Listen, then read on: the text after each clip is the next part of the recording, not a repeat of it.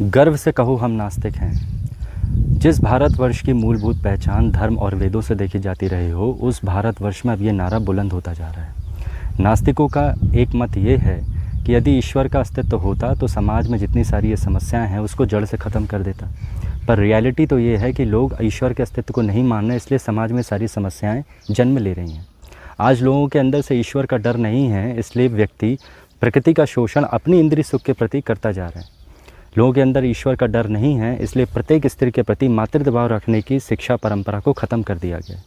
आज ईश्वर का डर नहीं है, इसलिए ईर्ष्या, द्वेष और प्रतिस्पर्धा के चलते एक व्यक्ति दूसरे व्यक्ति को हानि पहुंचाता है तो उसकी संवेदनाएं विचलित नहीं होती।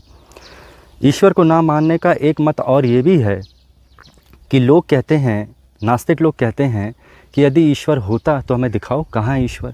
अब जिस प्रकार हम पैथोलॉजी में जाकर के एक पैथोलॉजिस्ट को ये नहीं कह सकते कि अपने माइक्रोस्कोप के ब्लड सैंपल में हमें दिखाओ कितने आरबीसीज, डब्ल्यूबीसीज, इन्फेक्शंस या बैक्टीरियाज़ हैं, तो उसी प्रकार से हम ये भी नहीं कह सकते कि हमें ऐसे प्रत्यक्ष रूप में दिखा दो कि ईश्वर कहाँ है।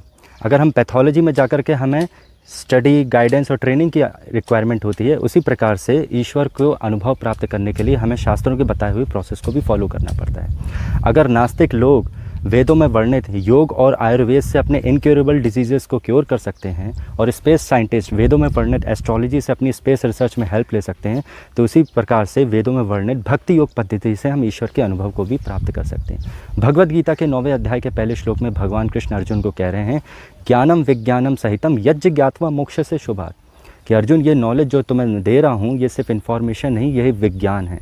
यदि तुम इसको प्रैक्टिकली अप्लाई करके देखोगे तो तुम्हारी लाइफ परफेक्ट बनेगी और मेरा अनुभव भी तुम्हें प्राप्त होगा। हरे कृष्ण। श्रील प्रभुपाद की जय।